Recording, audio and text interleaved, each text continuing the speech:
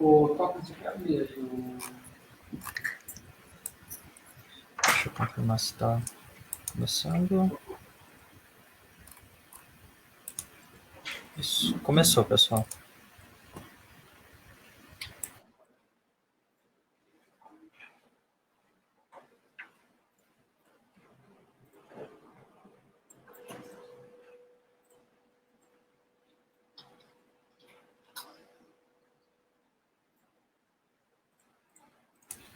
A gente vai esperar mais alguns minutos para o pessoal entrar na live. Pode fazer uma ligação aqui. Aí a gente vai começar a nossa apresentação. Oi, Mariana, tudo bem? Você? Não? Não, sem problema, sem problema. Então, eu mandei essa mensagem para você, na verdade, porque eu estou cobrando bastante a questão do pagamento para vocês aí. E eu recebi agora um feedback, é porque o valor já foi debitado aqui da minha que a gente que eles mandaram para vocês. No escritório. Vou iniciar aqui então. Gostaria de dar boa noite para todo mundo, pessoal. Como já anunciado, realizaremos hoje um webinar com o gestor Paulo Bueno sobre o tema seleção de ativos e formação de carteira. Gostaríamos de primeiramente agradecer você, Paulo, Fernanda e a toda a Santa Fé pela disposição e a todos por comparecerem hoje aqui nesse webinar. Adentrando um pouco na dinâmica do webinar em si, funcionará da seguinte maneira: o Paulo começará realizando uma apresentação em torno de 30 minutos sobre o tema. Logo após isso, realizaremos a abertura para as perguntas. Então, fiquem à vontade para realizá-las a qualquer momento no chat, pois podemos selecioná-las mais adiante. Me apresentando um pouco, me chamo Vinícius Venâncio, sou estudante de Economia na Unicamp e estou cursando nesse momento o 5º semestre do curso. Logo, estou no 3º ano. Entrei no GMF, no grupo, ao final do ano passado, e ressalto o prazer que é estar aqui, realizando essa mediação junto com meus colegas, Rafael Zaid e Rafael Lins. Também fiquem à vontade para se apresentarem agora. Perfeito. Bom, meu nome é Rafael, sou estudante de Engenharia Mecânica, estou no meu 2º ano de graduação. Entrei no GMF na metade do ano passado. Hoje eu estou atuando como um dos vice-presidentes, junto com o Luiz Felipe, que infelizmente não compareceu hoje, né? E é uma honra estar aqui com você, Paulo, Fernanda, e espero que o nosso público goste da nossa conversa de hoje e acredito que vai ser muito proveitoso também. Bom, boa noite. Meu nome é Rafael, sou 020 de Economia, né? Então, estou no meu 2º ano aí de Economia na Unicamp, entrei no GMF no início deste ano. E hoje, né, como o Venâncio disse, é com imenso prazer que recebemos Paulo Bueno, gestor da Santa Fé Investimentos e responsável pela gestão e distribuição de fundos de investimento, sendo especialista em controle de risco. Paulo é formado em Direito pela USP e sócio da Santa Fé desde 1989. Paulo, primeiramente, obrigado por ter aceitado o nosso convite, né? É uma honra ter você aqui com a gente. E antes de dar prosseguimento na apresentação de vocês, se possível, eu gostaria que você se apresentasse, comentasse brevemente sobre a sua trajetória no mercado financeiro, se puder também falar como que você foi parar nesse mercado, né? Dado que você se formou em Direito, algo, vamos dizer assim, não tão relacionado ao mercado financeiro. A palavra é sua, Paulo. Bom, gente, boa noite a todos. É um prazer muito grande para a gente estar aqui falando com vocês. A gente tem na nossa missão aqui na nossa empresa transmitir para as pessoas, para os nossos investidores, para as pessoas que nos assistem um pouco do que a gente adquiriu de conhecimento nesses tantos anos de mercado, para tentar fazer com que vocês possam investir melhor os seus recursos e participar melhor dos mercados. Eu sou formado em Direito, como o Rafael falou, formado em Direito aqui na USP, na Faculdade de Direito do Largo São Francisco. 3ª geração, meu avô era 4ª geração, meu bisavô era advogado, meu avô advogado, meu pai advogado, eu também me formei advogado, mas logo comecei a trabalhar no mercado financeiro em 89.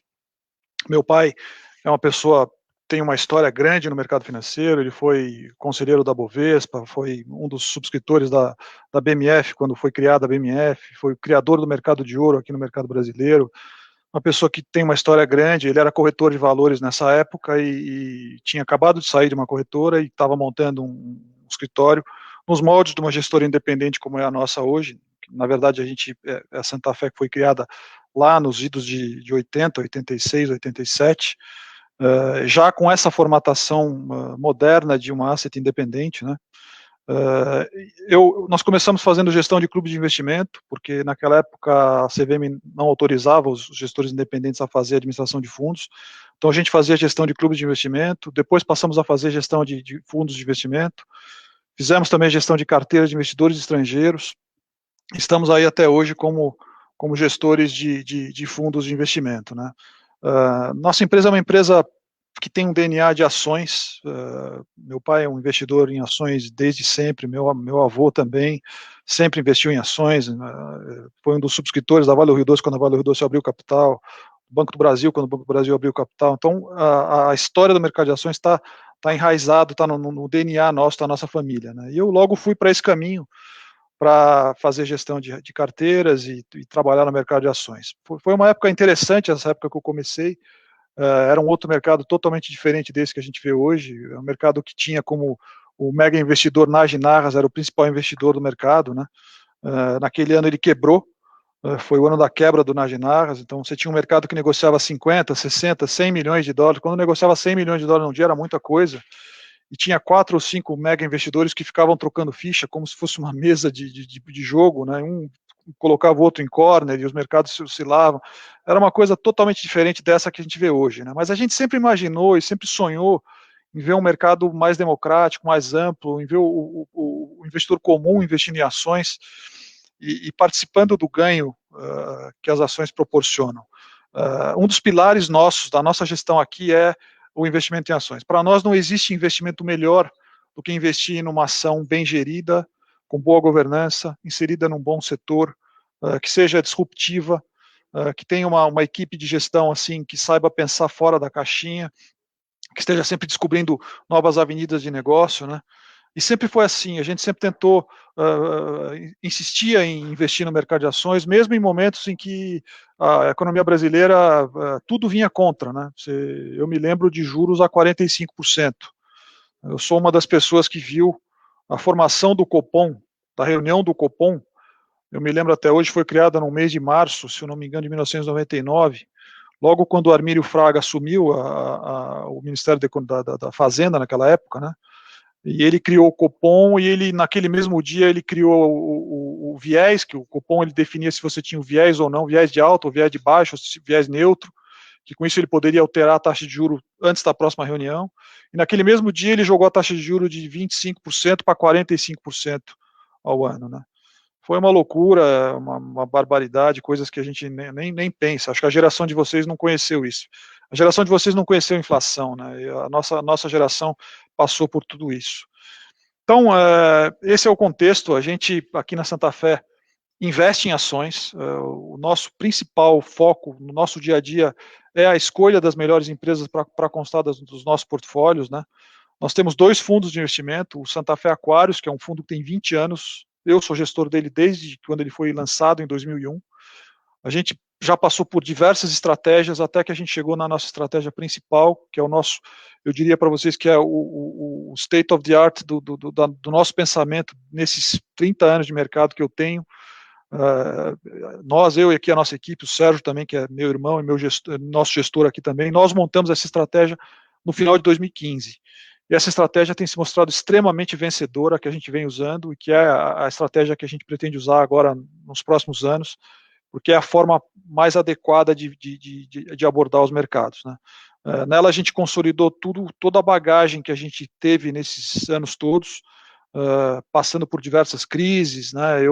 Como falei para vocês, eu comecei no mercado quando o Nagy quebrou, então eu assisti aquele mercado do Nagy, logo em seguida veio o Plano Collor, depois veio a abertura do mercado brasileiro para os investidores estrangeiros, que começou com o Collor, né? Depois veio o impeachment do Collor, enfim, a gente passou por diversas crises e sempre acreditando na nossa metodologia, né? Então esse gráfico, que é um gráfico que vocês estão olhando agora, ele espelha muito como a gente pensa. Isso aí é um gráfico dolarizado do Bovespa desde o lançamento em 1967.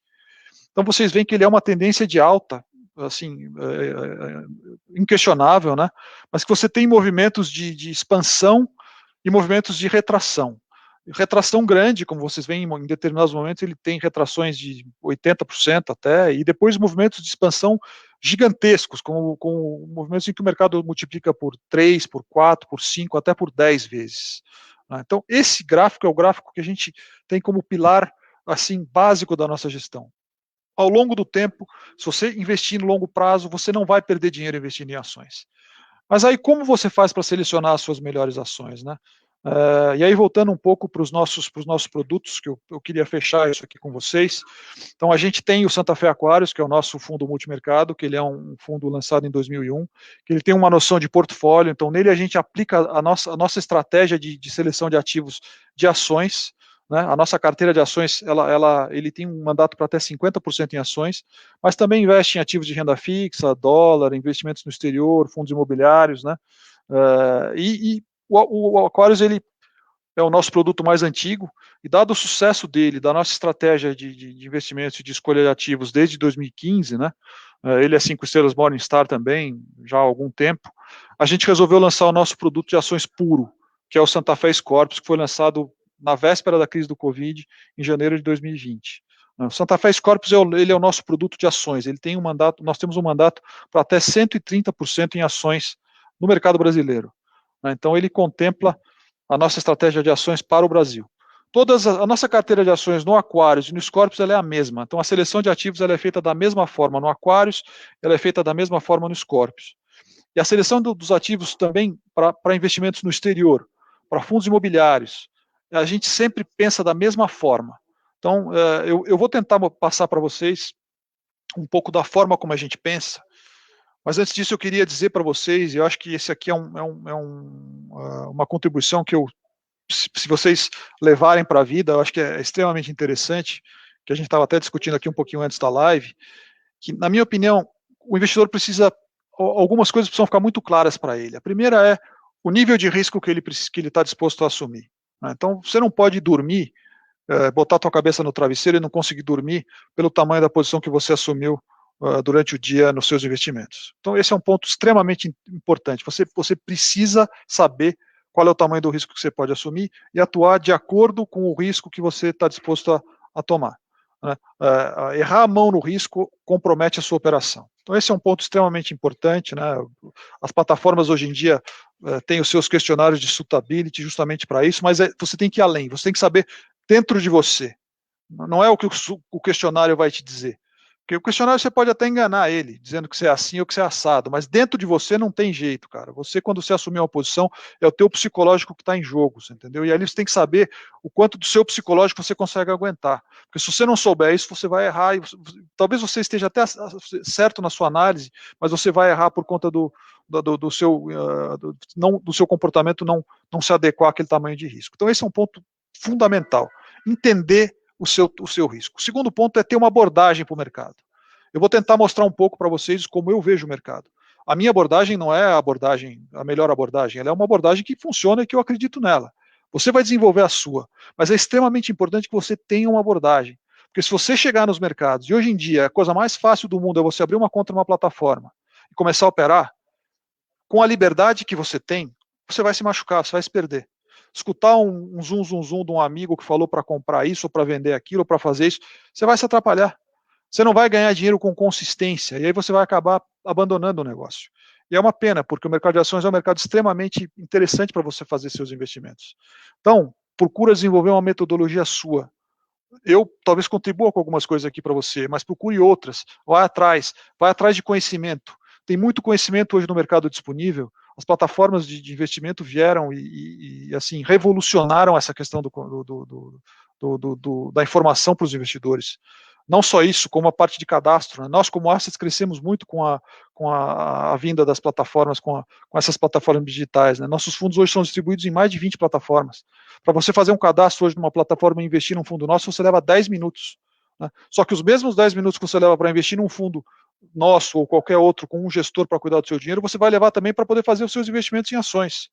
Então é extremamente importante que você saiba o tamanho do risco que você vai correr, que tipo de ativos você está lidando, entenda os ativos que você está operando, que você tenha uma abordagem para sempre atuar no mercado usando aquela abordagem. Então fica aqui a mensagem. Se vocês quiserem lembrar de mim daquele gestor que falou para eu ter a minha abordagem, eu vou me dar por satisfeito e feliz. Então vamos passar aqui um pouquinho sobre como a gente faz a nossa abordagem aqui na Santa Fé. Então, um primeiro ponto que a gente acha extremamente relevante, que a gente está colocando cada vez mais dentro da nossa gestão, são as questões, os fatores de ESG, né? Então é extremamente importante você saber como é que aquela empresa está pensando na parte de meio ambiente, o que ela está fazendo para mitigar a emissão de carbono, se ela é zero carbono, se ela não é, como é que ela lida com água. É extremamente importante você saber como é que ela devolve para a sociedade que ela está inserida os ganhos que ela tem, como é que ela trata seus colaboradores, os fornecedores, a cadeia com que ela se relaciona.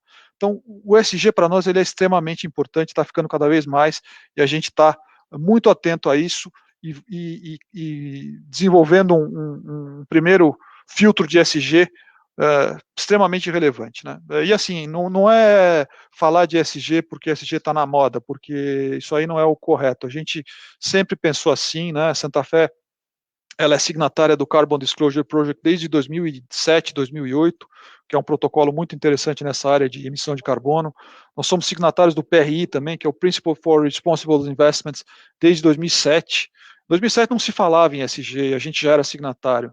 Então isso sempre teve no nosso DNA, né? Nós estamos agora trabalhando numa linha em que nós vamos zerar o nosso carbono também aqui na nossa asset. Então, o ESG é uma preocupação nossa e a gente acredita que os temas de ESG agregam ao investimento, né? Se a gente não acreditasse nisso, a gente não estaria dando tanta importância para isso. Então, são temas relevantes, importantes, que na medida que você olha, analisa e vê nas empresas que você está investindo como elas atuam nesses temas, com certeza você vai fortalecer a sua análise daquele ativo e vai evitar problemas no futuro e investir em ativos que não estejam preparados para problemas que venham a acontecer nessa área, né? Então, ESG é nosso primeiro filtro. Nosso segundo filtro é um filtro de qualidade, né? Um filtro que a gente chama de filtro qualitativo. A gente passa pelos indicadores financeiros das empresas, né? Então, eu vou saber se as margens estão crescentes, se as vendas estão crescentes, se os lucros estão crescentes, como é que é o setor daquela empresa, como é que é a gestão daquela empresa, quem são os gestores, como é a remuneração dos administradores, como é a remuneração do conselho de administração, temas extremamente relevantes. Você vai falar, Paulo, mas a remuneração do conselho de administração dá maior relevância. Tivemos problemas recentemente com o IRB, com o CVC, em conselho de administração, remuneração de conselho de administração, que era feita, de administrador, que era feita com base em comportamento das ações do mercado, coisa que não tem cabimento, que assim é o executivo tem que ser remunerado conforme a performance da empresa, não no mercado, performance financeira da empresa. Se ela dá lucro, se ela dá um lucro maior, ele tem uma remuneração maior. É assim que funciona. Então, para nós é extremamente relevante ver esses tópicos, né? Isso tudo também já foi abordado na parte de ESG, mas volta aqui nessa parte qualitativa. Então, a gente analisa os números, né? Então, eu saio de um universo de 400 empresas, eu já passo meu filtro ESG, já vou cair para umas 200, ou talvez menos, talvez umas 100. Aí eu venho para o meu filtro qualitativo, eu chego em 90 ou 100 empresas. Essas são as empresas que estão aptas para que eu possa olhar e que eu vou começar a acompanhar de perto para possivelmente investir, né? Mas isso é suficiente? Nós aqui na Santa Fé achamos que não. E aqui começa toda a nossa história, toda a nossa bagagem, né? É simples, né? Quando você analisa um balanço de uma empresa, você está olhando o que ficou no retrovisor, né? A empresa está reportando, as empresas estão reportando agora como foi o primeiro trimestre delas, né? Só que o primeiro trimestre foi o primeiro trimestre de pandemia, uma opção de coisas aconteceram, os próximos não serão como foi o anterior, né? Você pode detectar algumas tendências, algumas coisas, mas assim, não é suficiente você olhar só os números da empresa. O que a gente faz aqui, o que é extremamente relevante para nós aqui na Santa Fé? Para onde está indo o fluxo dos investimentos? Então, aqui o nosso mantra é acordar e ver para onde está indo o fluxo dos investidores. Que empresas esses investidores estão comprando? Que empresas esses investidores estão vendendo? Que empresas esses investidores estão evitando? Né? Isso para nós é assim, da maior relevância. Eu quero estar posicionado nas empresas que estão sendo mais procuradas. E eu não quero estar posicionado nas empresas que estão sendo evitadas. Então, outro ponto para vocês lembrarem de mim. Lembrem de mim dessa forma. O cara que queria estar posicionado nas empresas que todo mundo quer e não queria estar nas empresas que ninguém quer. Eu não estou aqui para inventar a roda, né? A gente está aqui para fazer o nosso dia a dia, tocar as coisas da forma que a gente acredita. Então, assim, pô, Paulo, mas E aquele negócio de tem que comprar na baixa? Tem que comprar na baixa, mas tem que comprar na baixa o que tem qualidade. Porque se você comprar na baixa o que não tem qualidade, aquela baixa vai continuar baixa. Né? Se você comprar na baixa o que tem qualidade, quando o mercado retomar, ou mesmo num pequeno reajuste, aquilo pode ser uma retomada de tendência para o ativo. No caso, se você comprar um negócio que está massacrado e na baixa, você vai lá e compra esse ativo que já está sendo massacrado pelo mercado, talvez ele nem dê um reajuste, muito menos retomar uma tendência. Né? Então, fluxo. Como é que você vai atrás de fluxo? Aí tem várias formas. Né? A gente tem uma bagagem grande, começou a ver isso quando começaram a surgir os hedge funds americanos, né, que mandavam muito nesse mercado. O fluxo de investimento aconteceu lá nos Estados Unidos na década de 90, mais ou menos o que a gente está vendo acontecer aqui agora. Né? Então, você tinha, principalmente nos fundos de ações e nos hedge funds lá americanos. Então, você tinha fluxo para esses fundos e esses fundos vinham para o mercado e compravam seus ativos. Né? Então, o primeiro ponto é analisar como é que está o fluxo para os fundos, né, para os fundos multimercado, para os fundos de ações, de investidores estrangeiros. É da maior relevância saber como os investidores estrangeiros estão atuando. Está tendo fluxo positivo, está tendo fluxo negativo? Né? Como é que está o EWZ? É um índice extremamente importante para a gente olhar. Nós aqui na Santa Fé fazemos um acompanhamento do EWZ juntamente com o gráfico de ingresso e saída de investidor estrangeiro. E ali, desse instrumento, a gente tira informações muito relevantes de como é que está sendo o fluxo do investidor estrangeiro. Muitas vezes o investidor estrangeiro está colocando fluxo e o mercado está indo nessa direção. Outras vezes o investidor estrangeiro parou de colocar o fluxo e o mercado foi um pouco adiante. Então você já percebe que aquele movimento não tem tanta consistência como o movimento anterior. E por aí a gente vai encontrando e vendo para onde que o fluxo está indo. Né? Então, primeiro, fluxo nos fundos de ações de multimercado. Segundo, fluxo de investidores estrangeiros. E aí a nossa ferramenta que a gente dá a maior importância. Correlação com o Bovespa. Como é que aquela empresa, aquela ação está se comportando em relação ao Bovespa? Está ganhando do Bovespa? Muito bom. Eu quero estar nas empresas que estão ganhando do Bovespa. E eu quero evitar as empresas que estão perdendo do Bovespa. Então, para nós isso aqui é fundamental. A gente analisar o comportamento dessas empresas aqui, como é que elas estão se comportando em relação ao Bovespa, como é que é a curva dessas empresas em relação ao Bovespa. Aí você vai ver que tem empresas que têm uma curva em relação ao Bovespa que são extremamente positivas, assim, uma tendência de alta assim, transparente, e você tem empresas que estão em tendência de baixa transparente em relação ao Bovespa. Nós aqui procuramos evitar as empresas que estão em tendência de baixa e estar nas empresas que estão em tendência de alta. Então, eu vou dar alguns exemplos para vocês. Vamos lá. Ambev é uma empresa que por muitos anos esteve na nossa carteira. Lá pelos idos de 2018, meados de 2019, essa empresa passou a ter um comportamento em termos de correlação com o Bovespa lateralizado e de baixa. Essa empresa deixou de fazer parte do nosso portfólio. E desde então, a gente não tem Ambev no nosso portfólio.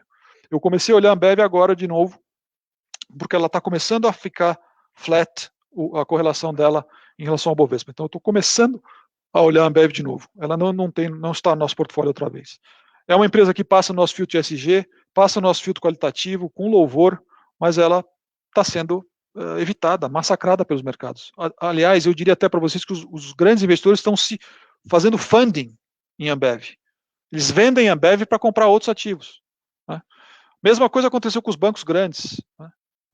Itaú, Itaúsa, empresas que assim, participavam do nosso portfólio até 2019 e que tiveram a sua curva virada. Desde então, nós estamos evitando a compra de bancos. Começamos a olhar bancos de novo no final do ano passado, quando teve a eleição do Biden, que as curvas começaram a querer mudar. E por aí você tem outros exemplos, como uma Cielo, que é um exemplo clássico, que a empresa que ela era praticamente monopolista, por muito tempo participou da nossa carteira, num determinado momento virou, aí veio toda a abertura de mercado com Stone, com Lynx, com tudo, com outras que vocês imaginam aí, e a empresa ladeira abaixo. Mas Paulo, a Cielo está muito barato. Está barato, se você olhar um gráfico de Cielo vai ficar barato, você vai falar, isso aqui está barato, já teve a 32, está a 30, está a R$3. Eu não sei se vai voltar para 32, o mercado está vendendo Cielo, você não tem que ficar nesse papel. Então, aquela história de você comprar o que caiu muito, é uma falácia. Você tem sim que comprar na baixa. mas nem sempre também só comprar na baixa. O mercado não está dando muita baixa aqui. Você não pode ficar fora dos grandes movimentos. Então, comprar na baixa, procurar comprar na baixa os ativos que têm correlação positiva, não os ativos que têm correlação negativa. Por aí você já vai fazer um filtro grande e vai estar do lado certo do mercado, né? Então, vamos ver alguns ativos que estão agora do lado certo, que compõem a nossa carteira. O ciclo de commodities em pleno andamento desde meados de 2019, a gente falando desse ciclo de commodities já faz algum tempo, e então Vale entrou na nossa carteira meados de começo de 2020, final de 2019. Então está lá e continua em tendência de alta franca, nítida, inquestionável em relação ao Bovespa, Vale, Usiminas, Gerdau, CSN, as empresas de frigoríficos aí, uma Marfrig.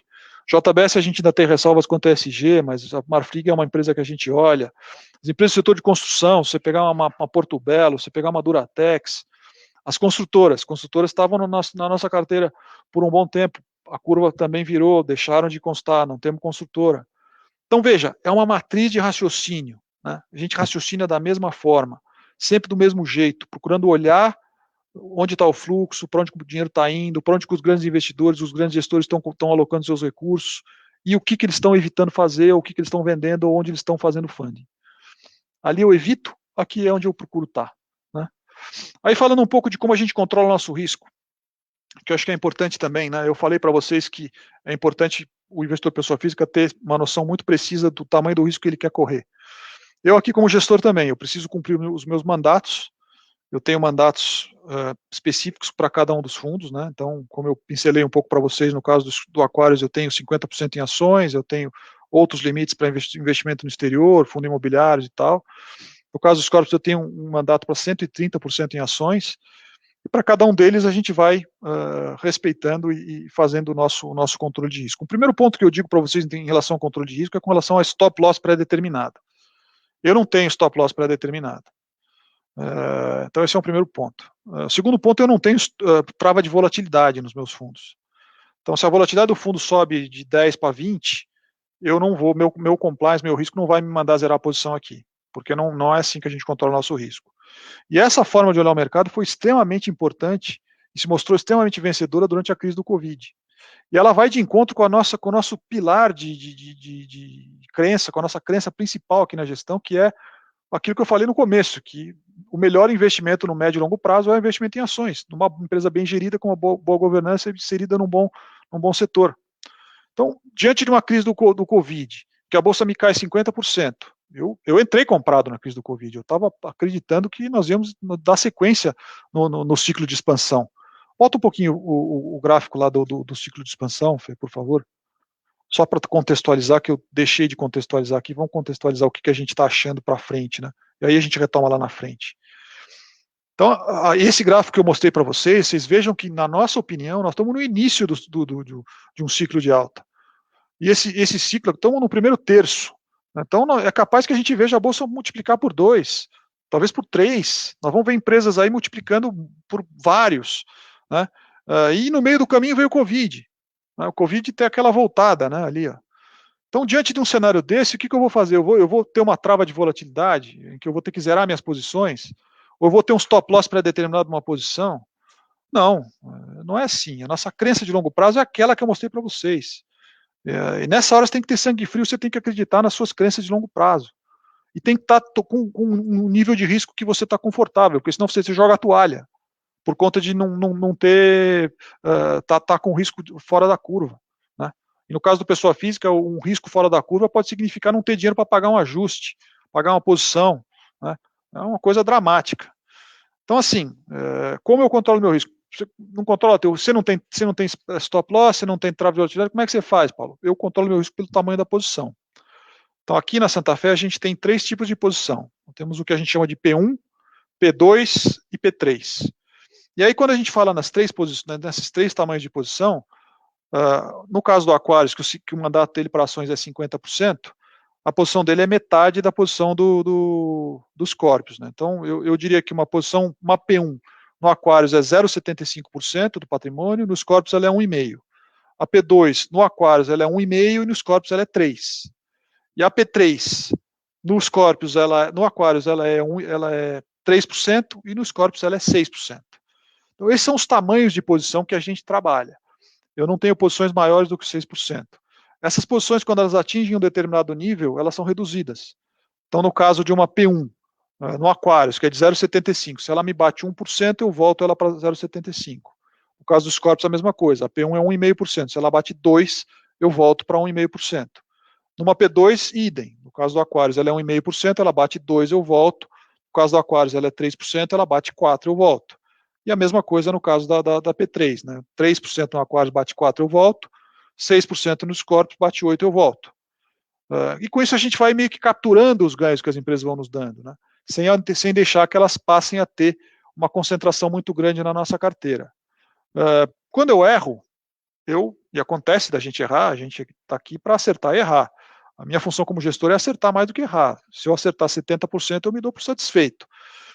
Quando eu errar, se acontecer um caos, eu vou perder, no caso do Aquarius, 0,35 de uma P1. No caso dos Scorpius, eu vou perder 0,75, 0,5% de uma P1. E aí depois eu talvez decida zerar aquela posição e liquidar por conta de alguma coisa grave que venha acontecer, né? Vamos pegar alguns exemplos que aconteceram aqui com a gente. Nós tivemos o caso da Vale em Brumadinho. Eu tinha Vale quando aconteceu o Brumadinho. Eu tinha lá uma P1, se eu não me engano, era uma P2. Então eu perdi meu 0,75% num fundo, 1% no outro fundo com o Brumadinho. Aí a gente resolveu sair da Vale, porque teve todos os problemas de ESG na época, tal, questionamento, riscos de novas coisas. Então, resolvemos dar um tempo em Vale naquela época, assimilamos esse prejuízo e saímos. Voltamos a operar Vale depois, aí em meados de 2019, final de 2019. Aconteceu com o IRB também, né? IRB foi uma empresa que nos pegou. Ela passou pelos nossos filtros todos. Naquela época a gente não tinha filtros tão afinados de ESG como a gente tem hoje. Essa questão da remuneração dos administradores, ela passou pelo nosso crivo. Tanto que foi que ela fez com que a gente instituísse essa como sendo um dos nossos filtros. Mas nós fomos pegos. O IRB era uma tendência de alta contra o Bovespa transparente, um papel ganhador. A gente já tinha entrado e saído nela várias vezes e ganho bastante dinheiro, mas quando veio todo aquele problema do escândalo, da carta da Esparta, nós estávamos comprados. Perdemos 0,35 no fundo, 0,5 no outro fundo, e perdemos o dinheiro, e assim funcionou o nosso controle de risco, né? Então, dessa forma, a gente faz o nosso controle de risco, gente, e com isso, a gente meio que fecha a nossa visão aí de abordagem de mercado, né?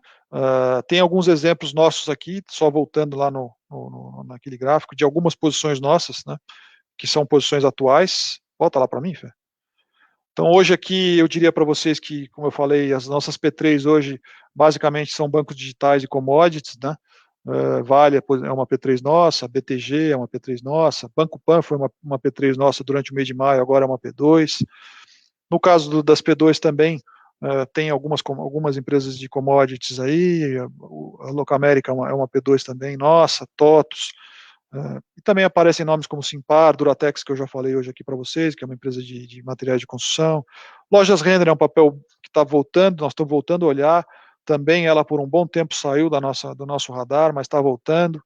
E lá fora a gente se utiliza de uma matriz muito semelhante, só que comparando com o S&P, né? Então, são as empresas que performam melhor com o S&P, são as empresas que a gente procura estar posicionado, e a mesma linha de raciocínio é usada para os nossos fundos imobiliários, numa comparação com o IFIX. Então, o fato da matriz funcionar em diversos mercados, ela nos prova que a matriz funciona, e que é uma forma de abordagem que ela é consistente e vai entregar no longo prazo, que é o que a gente tem observado com a nossa performance aí no longo prazo, né? Para vocês terem uma ideia, o nosso fundo Scorpius, que ele é um fundo de ações puro, com benchmark Bovespa, ele está ganhando 12% da bolsa esse ano. Então, no ano em que a bolsa está aí um pouquinho positiva, nós estamos com quase 13% de rentabilidade no ano, né? Então, um ano bastante positivo, o mercado está sendo bem funcional, nós estamos tendo uma atuação bastante interessante aí nos Scorpius. Os Scorpius têm uma outra abordagem também, que a gente desenvolveu recentemente, que a gente chama de neutralização, né? Então, como o índice Bovespa é um índice muito concentrado, se você pegar 30% dele, você vai ter Vale, Petro e bancos, né? Então, como eu não tenho nenhuma posição na minha gestão normal do Aquarius, por exemplo, nenhuma posição minha ela vai além de 6%, como é que eu posso enfrentar um índice que tem uma posição de 10% em Vale, né? Que tem uma posição de 8% em Petro, que tem uma posição de 12% em bancos? Então, olhando para essa característica do Bovespa, e mais uma vez, como o Bovespa é o meu benchmark, ele é o ponto a ser batido no caso dos Scorpios, a gente desenvolveu a metodologia de neutralização, que ela é uma metodologia em que ela nos permite ter posições nesses papéis que eu falei, né, que são os papéis que compõem mais a maior parte do índice, no caso Vale, Petro e bancos, Itaú e Bradesco principalmente, posições que vão até o limite que esses papéis têm no Bovespa. Então eu posso ter uma posição em Vale da ordem de 14%, porque o Bovespa tem 14% em Vale. Então hoje, por exemplo, eu tenho 14% em Vale, eu estou 100% neutralizado, digamos assim, em Vale na minha carteira dos Scorpios, e eu tenho mais a minha posição P3 em Vale por conta da nossa carteira. Petrobras já é um pouco diferente, a gente optou por neutralizar a Petrobras, mas ela ainda não consta da nossa carteira, porque ela ainda não passou nos nossos crivos. E os bancos é uma situação semelhante. Bradesco já passou nos nossos crivos, a gente tem uma posição pequena, mas estão os dois neutralizados, porque a gente está achando que, em termos de níveis, de tendência da curva em relação ao Bovespa, tem pouca coisa para perder. Então é uma outra abordagem específica dos Scorpios. Ele utiliza a nossa carteira em até 70%, a carteira dele, 70%, ela é a mesma carteira do Aquarius, só ampliando o tamanho, e a gente faz a estratégia de neutralização com os outros 30%. Né? Gente, eu acho que eu abordei todos os itens importantes aqui da nossa gestão. Eu acho importante dizer para vocês também, ainda nesse olhar aí de ESG e talvez um pouco do social, né? Nós somos uma empresa também preocupada com o social, né? A gente procura dizer que o nosso resultado é um resultado com significado. Está no nosso DNA também, além do investimento em ações, devolver para a nossa comunidade um pouco do que a gente ganha. Isso é um DNA que vem da minha família também. A gente tem um carinho muito grande por isso, e a gente é mantenedor da Associação Lar da Benção Divina, que hoje cuida de aproximadamente 500 crianças aqui em São Paulo. Então é uma obra bem legal, a gente tem uma orquestra infanto-juvenil, temos a Lei do Esporte também, um projeto Lei do Esporte, somos uma SEI conveniada com a Prefeitura de São Paulo aqui, isso também nos causa bastante orgulho, e a Santa Fé, além de contribuir financeiramente, parte das nossas receitas com performance de administração vai para a instituição, a gente também atua na gestão da instituição. Eu sou vice-presidente do Conselho de Administração, e a Fernanda é a nossa presidente do Conselho de Administração. Então isso é uma preocupação muito grande com a gente, e a gente procura olhar também nas empresas que a gente investe, se elas estão se preocupando com isso. Então eu gosto também de fazer um paralelo aí com a crise do Covid, né, que sempre mexeu muito com esse lado das pessoas e movimentou muito esse lado de doação das pessoas. Então a gente viu empresas nossas performando aí nesse aspecto de forma bastante interessante, e isso, assim, engrandece muito a nossa análise, né? Então eu vou dar alguns exemplos. A VEG, por exemplo, que é uma empresa que hoje a gente não tem, mas por muito tempo a gente teve, e gostaria muito de olhar, de que ela voltasse para os meus setups para eu poder voltar a ter, porque é uma empresa que eu admiro demais, né? Essas coisas são assim, a gente tem as empresas que a gente admira e às vezes elas saem, depois elas voltam, né? Você não deixa de admirar, mas ela não está no teu portfólio. A VEG é uma dessas, né? Mas durante a pandemia a gente tinha a VEG. E a VEG, no auge da pandemia, o governo pediu para que eles fizessem uma linha de produção de respiradores, né? A VEG faz motores, ela faz uma linha enorme de outras coisas, mas em 30 dias eles colocaram uma linha de produção de motores à disposição do governo. Então, uma empresa que faz um negócio desse, ela é uma empresa diferente. Eu tenho que olhar a VEG, porque daqui a pouco eles vão fazer uma outra coisa, e eles vão voltar para os nossos setups, né? Então, esse foi o caso da VEG. A Anima Educação, que é uma outra empresa que a gente gosta muito, admira, eles criaram logo em seguida aquele programa Não Demita, né? Aquela campanha Não Demita. Milhares de empresários aderiram e fizeram uma opção de coisas. Magazine Luiza também, eles imediatamente criaram um aplicativo, um botão no aplicativo deles para que as mulheres que estivessem em casa, porque como as pessoas estavam mais em casa, o número de violência à mulher começou a aumentar demais. Então eles criaram esse aplicativo para que a mulher pudesse denunciar via aplicativo nesse botão de emergência. Então, certas coisas que você vê a empresa pensando fora da caixa, né? E isso, com certeza, no negócio dela vai ter um reflexo. né? Então, só trazendo para vocês alguns cases que aconteceram e que nos chamaram a atenção e que a gente está muito atento a isso, principalmente agora que a gente está desenvolvendo a nossa área de ESG e que a gente está conversando muito com as empresas e falando, dando feedback e pegando feedback das empresas, procurando contribuir, né? Nossa forma de atuar nessa área de ESG com as empresas é uma forma contributiva. A gente quer conversar, se engajar, trazer para as empresas o que a gente vê de problemas para que eles possam, assim, evoluir como ESG. Eu acho que esse é o caminho para todos os gestores aí. Aqui ficam todas as plataformas que distribuem os nossos fundos hoje. A gente está em 14 plataformas aqui, mas tem mais algumas entrando. A gente entrou recentemente no PagBank, né? Estamos entrando na XP On Demand, temos BTG também On Demand, várias outras aí, enfim. Esse aqui é um trabalho contínuo. Eu acho que poucas gestoras têm o seu produto distribuído em tantas plataformas como a gente tem hoje.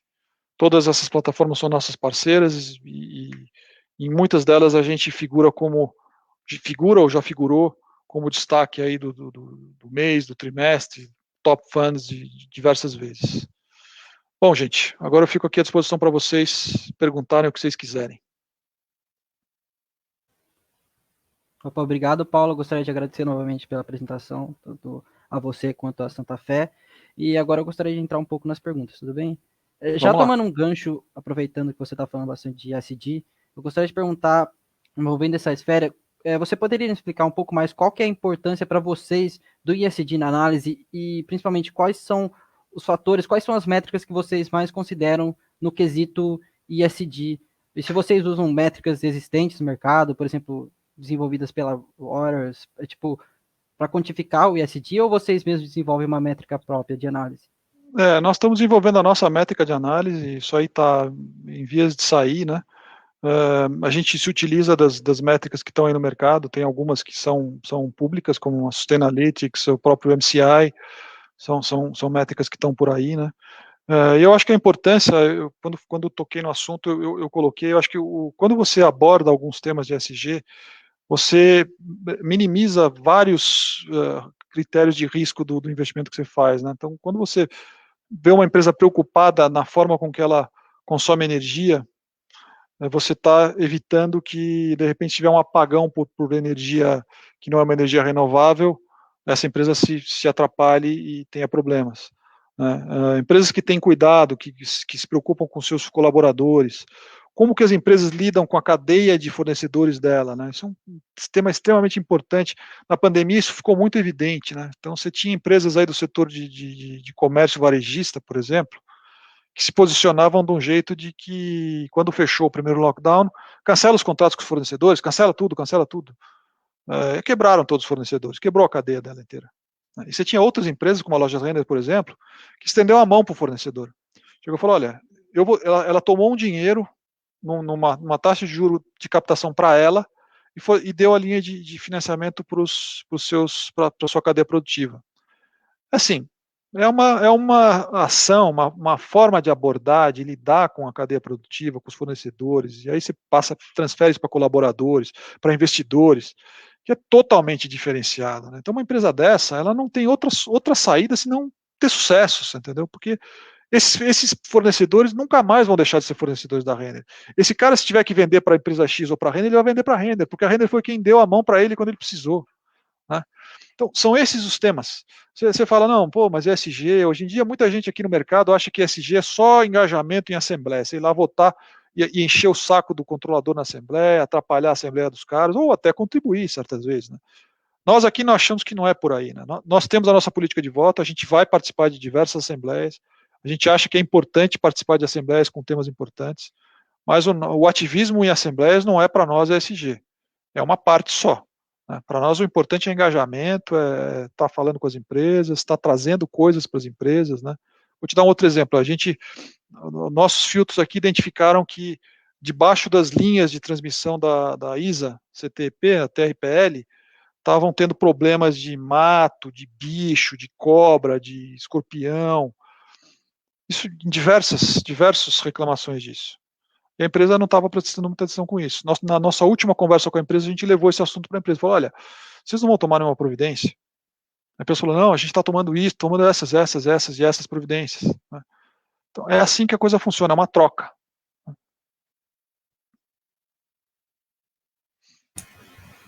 Não, perfeito. Realmente é muito interessante essa questão do ESG, realmente é uma coisa que está em voga, né, atualmente. E a gente queria partir agora para uma outra pergunta. Você falou de essas questões do risco, né, que é algo muito importante na hora de se analisar, de fazer uma seleção de ativos, realmente é um fator indispensável. Muitas vezes está associado ao perfil de risco de cada investidor e no fim, você tem que selecionar a melhor questão do risco e retorno. Você também diz que se o investidor erra a mão no risco, compromete a sua gestão, né, compromete o seu retorno, rentabilidade.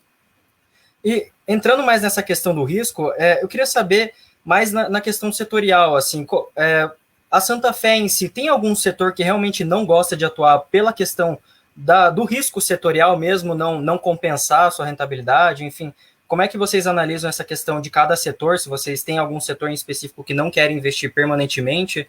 Por exemplo, alguns investidores falam que jamais investiriam em setor de aviação, por exemplo, muito pela questão do custo dolarizado, enfim, tem toda a questão de gestão também, né, histórico de troca de gestão muito recorrente nesse setor. Aí a gente queria saber mais nessa linha, como é que vocês pensam? Não, a gente não tem um filtro setorial dessa forma que você está falando. Eu tenho um filtro de ESG. A gente tem definido aqui entre nós que nós não vamos investir em empresas de armas, empresas de tabaco, empresas que mexam com bebidas de teor alcoólico alto, jogos de azar, e, enfim, empresas que estejam envolvidas com trabalho escravo, com tráfico de pessoas. Essas coisas a gente não vai investir, de hipótese alguma. Então, essas empresas eu não invisto. Então, já tem algumas empresas aqui listadas na Bolsa que eu não invisto. Agora, com relação a um setor específico, eu não tenho não vou investir. Eu vou pelos meus indicadores. O setor de aviação é um setor que é raro a gente investir. No presente momento, eu tenho uma pequena posição em azul, porque ela passou nos meus filtros. Eu tenho uma posição em azul. Então, setor específico, não. Por exemplo, o setor de mineração. Você imagina se eu tivesse um filtro para o setor de mineração agora, eu estaria falando sozinho. Então, em relação a setores, eu procuro ir por onde o fluxo está indo e evito por onde o fluxo está saindo. Legal, Paulo. E a próxima pergunta que eu tenho aqui é nesse sentido também, né, de filtro, só que mais para o cenário macro. Né? A gente viu que vocês levam em consideração a construção de diversos cenários para tentar identificar oportunidades de investimento. Então, eu fiquei pensando assim, com mais de 30 anos de atuação, vocês presenciaram diversos cenários na economia brasileira. E como que era a análise era realizada em outros períodos, vamos dizer assim, por exemplo, quando a taxa de juros estava muito alta, ou então quando a inflação estava muito alta, como que esses fatores afetavam o portfólio de vocês, né? E como que vocês enxergavam, vamos dizer assim, as novas oportunidades de investimento. E além disso, se você pudesse comentar brevemente o cenário macroeconômico atual e quais setores você acha que vai ser beneficiado, né, dessa retomada da economia, se puder comentar isso, por favor. Bom, a gente já viveu bastante coisa, né? Quando comecei a trabalhar, a inflação era 3% ao dia. Então, você imagina você trabalhar num cenário em que você tem uma inflação de 3% ao dia. E a gente sempre foi muito teimoso nessa questão do mercado de ações, né? Porque a família sempre investiu em ações. Meu pai é uma pessoa que adora o mercado de ações, sempre gostou a vida inteira, meu avô. Então, a gente sempre naquela, puxa, investir em ações é o melhor investimento. Só que quando você investe em ações com uma taxa de juros de 2 dígitos, é complicado, sabe? Você precisa saber escolher muito bem as ações que você vai atuar, né? Naquela época, os bancos eram as grandes vedetes. Então, tem gente que fez fortuna com ações do Bradesco, com ações do Itaú. Então, cada momento tem o seu destaque, né? Naquela época eu não tinha essa visão, eu não tinha essa abordagem, né? E por isso que a gente procura trazer para vocês uma abordagem, porque eu tive que batalhar, bater cabeça. A gente olhava de um jeito, depois olhava de outro, aí a gente passou a olhar de uma outra forma. E aí a gente construiu essa visão, né? Então, hoje é muito mais fácil de olhar para as coisas. Eu, assim, com relação ao investimento de longo prazo, eu sou uma pessoa que acredita demais no mercado de ações. Eu acredito muito na tese. Então, se você me perguntar, Paulo, mas se der tudo errado, até escrevi um artigo outro dia que era esse o tema, se der tudo errado. Se der tudo errado, a bolsa vai subir, porque a bolsa é ativo real. E a gente já viveu isso lá na década de 90, quando tinha inflação. Quando dava tudo errado, que acabava, que vinha aqueles planos econômicos, para onde o dinheiro ia? Para a Bolsa, porque o cara sabia que uma Vale era uma Vale, que se ele comprar uma ação da Vale, aquela ação da Vale, no fim das contas, era uma ação da Vale. Ela não era tantos mil cruzados, tantos mil cruzeiros, ela era uma ação da Vale. E que a Vale era a Vale, que tanto é Vale que está aí até hoje. Né? Então, o ativo real, ele é a fuga do desastre. E a Bolsa, as boas empresas, as melhores empresas, são a fuga do desastre. Né? Então, eu continuo achando, ainda mais agora que a taxa de juros é de um dígito, né, que ela é de um dígito baixo. Então, não tem para ninguém. Então, assim, acho que procurei responder um pouco a tua pergunta, mas pensando um pouco de cenário, né, o que a gente está achando? Eu acho que o mercado está num ciclo de expansão, como eu falei para vocês. Nós estamos no ciclo de expansão, começou em 2015, quando a Dilma caiu, quando entrou o presidente Temer, depois do impeachment.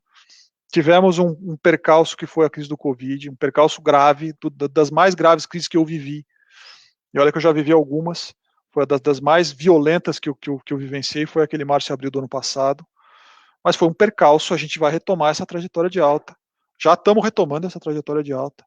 E o mercado vai subir nesse ciclo de expansão bastante nos próximos anos. Ah, mas e se vier o PT? Eu não sei o que vai vir. Eu não sei se o Bolsonaro vai se reeleger, eu não sei se o Paulo Guedes vai continuar, eu sei que o mercado vai continuar subindo. Se vier alguma coisa nesse meio do caminho, é capaz que seja um ponto de entrada. Talvez a gente tenha reajustes grandes. Uma tendência de alta não se faz só de alta, se faz de reajustes também.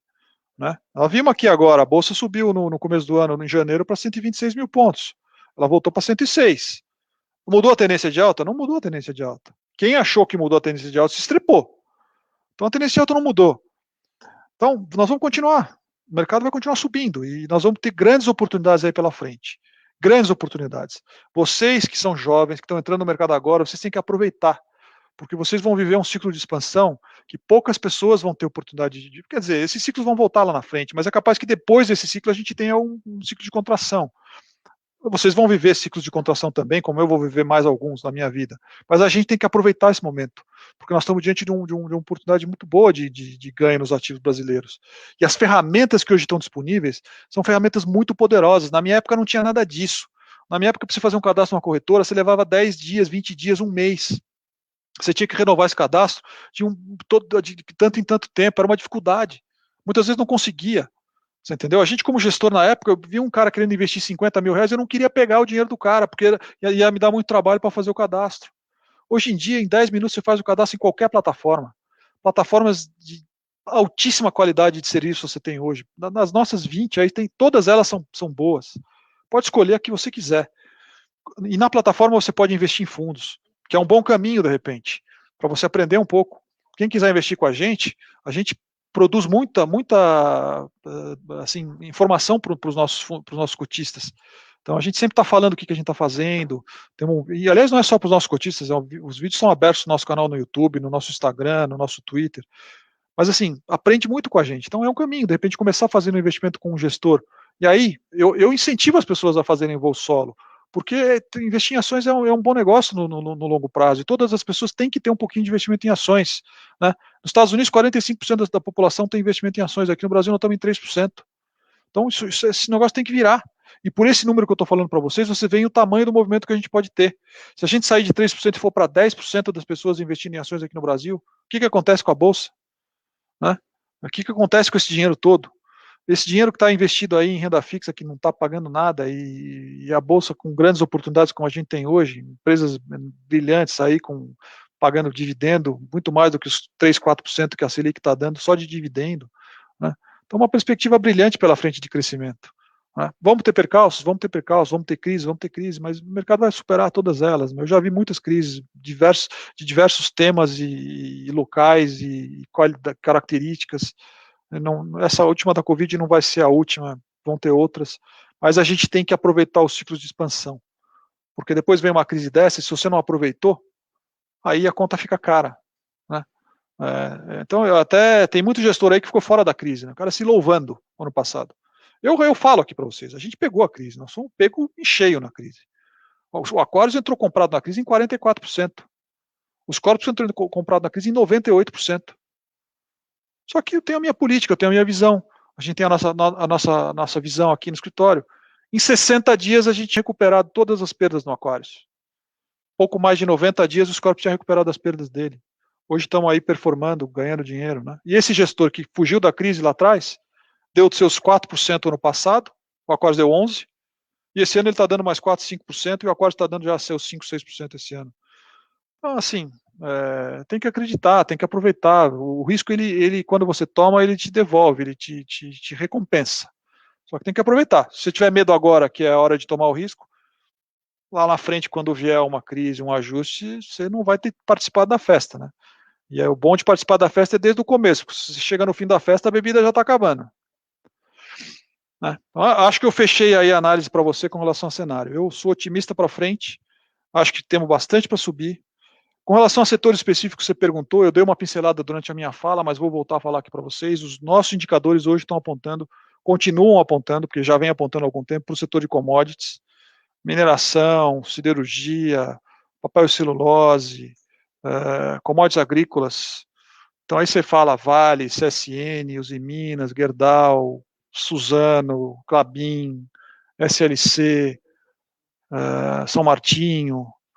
São empresas que a gente tem, que a gente gosta e que a gente acha que vão continuar performando. Bancos digitais, temos todos já há algum tempo.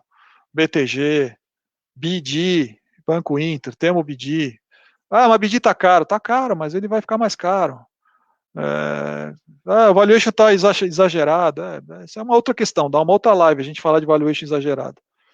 Mas assim, temos o Banco Inter, nós temos o Banco Pan. Banco Pan é uma posição que nos deu um bom ganho aqui, é uma posição que a gente tem há muitos anos, que a gente acreditou na tese desde lá de trás. Eu acho que o Banco Pan tem muito para entregar ainda. Agora, ainda mais que o BTG comprou a parte da Caixa, vai tocar o banco sozinho. Eu não vejo por que o Banco Pan valer menos que o Banco Inter, por exemplo. Não vejo. E está valendo 1/3. Então, bancos digitais a gente também tem na carteira. Setor de materiais de construção. Porto Belo, empresa que a gente já ganhou um bom dinheiro com ela. E começamos a comprar a R$6. Duratex, também é outra empresa que está entregando belos resultados, mexe com o setor de materiais de construção. As construtoras têm que tomar um pouco mais de cuidado porque elas estão sofrendo o problema das matérias-primas mais caras e do aumento nos materiais de construção.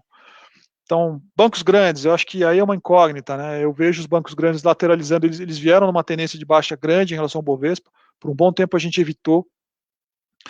Agora a gente está começando a olhar, porque o valuation está muito, muito barato e a performance relativa está se estabilizando. Então é capaz que a gente veja algum movimento de repique aí nos bancos grandes. Eu preferiria Bradesco, se fosse o caso, porque ele está um pouco mais avançado nos nossos indicadores. Aí, com relação ao setor aos plays de reabertura, né, que é outros plays que a gente tem feito aqui na nossa carteira, eu acho que os malls também estão muito atrasados, né? Então andaram subindo um pouco ultimamente, mas eu acho que num play de reabertura a gente já está vendo alguns malls dando indicações aí de fluxo dentro dos nossos modelos, né? Então um Iguatemi, um Multiplan são um desses nomes.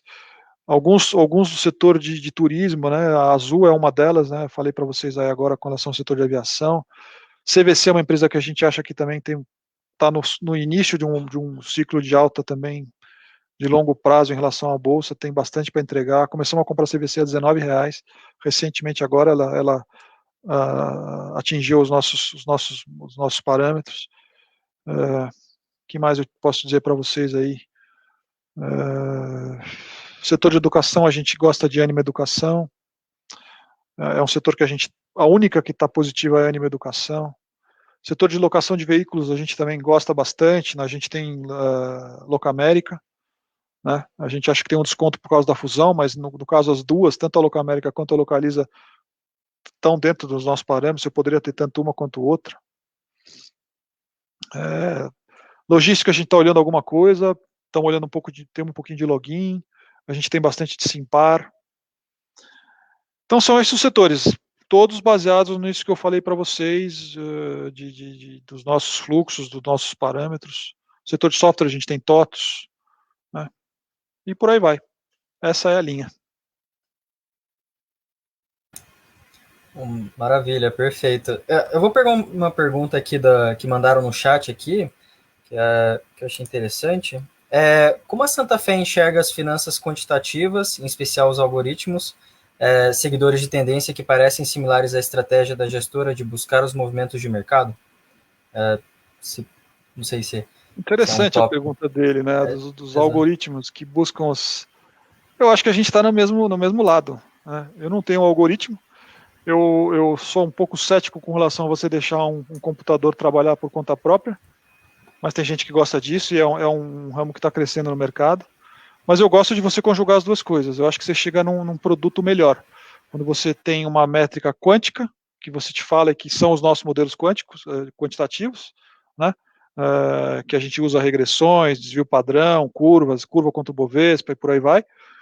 Você tem uma análise dessa com a contribuição que o gestor pode dar. Eu acho que a somatória das duas vai chegar num resultado melhor do que você simplesmente obedecer o que o computador está te dizendo. Mas a gente tem uma métrica aqui, a gente tem um modelo nosso também, que ele é puramente do computador. E a gente costuma competir com ele para ver se a gente está melhor do que ele ou não. Esse ano acho que ele está ganhando um pouquinho da gente, uns 2%, mas a gente está bem perto dele. Ano passado a gente bateu nele de longe. Por aí vai.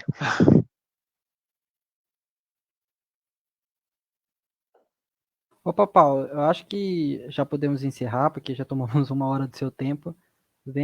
Eu gostaria de agradecer em nome de todo o grupo por você estar aqui, a Santa Fé também, todos vocês.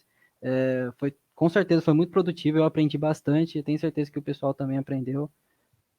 Eu gostaria de deixar meu agradecimento de novo. E espero vocês de novo no próximo webinar. Caso vocês também tenham alguma coisa para falar para encerrar, é isso. Gente, eu só tenho a agradecer a vocês. Para mim é uma satisfação falar com estudantes como vocês, muito gratificante. Faz parte da nossa missão aqui na Santa Fé, essa democratização dos investimentos, do nosso conhecimento. Se eu pude, nesses minutos que a gente ficou juntos, transmitir alguma coisa que vai ser útil para vocês aí no dia a dia de vocês, eu me dou por feliz e por satisfeito, sabe? Se vocês puderem investir de uma forma mais assim prudente, eficiente, com tranquilidade, porque a tranquilidade é muito importante na hora que você faz seu investimento, né? De novo, aquela questão do risco excessivo. Se você não tem tranquilidade, você não está inteiro no negócio, e aí você vai acabar tendo problema. Então, assim, eu fico muito satisfeito se eu pude contribuir com isso e falar um pouquinho para vocês da forma com que a gente faz as coisas aqui na Santa Fé. Se vocês me convidarem para falar de novo, eu vou ter o maior prazer de falar, dizer se a gente está mudando alguma coisa, se a gente descobriu alguma coisa nova, quais os setores que a gente está gostando mais. Vou ter o maior prazer de falar. Então, obrigado a todos vocês. Aproveitem o movimento que a gente vai ter pela frente.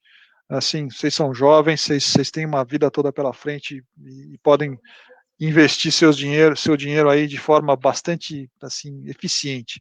Muito melhor do que eu, com a idade de vocês, consegui investir o meu por falta de ferramenta. Hoje vocês têm as ferramentas, né?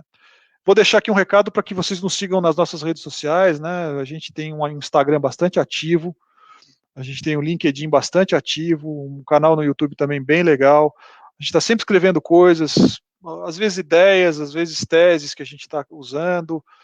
Ontem a gente escreveu um pouquinho sobre o setor de comércio varejista, bem legal. O Léo, nosso analista aqui, que está nos assistindo, escreveu.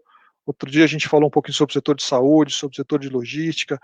E assim, às vezes eu escrevo uma coisa da minha cabeça, né? Quando tem alguma coisa maluca, a gente faz uma retrospectiva do que eu já vivi, um paralelo.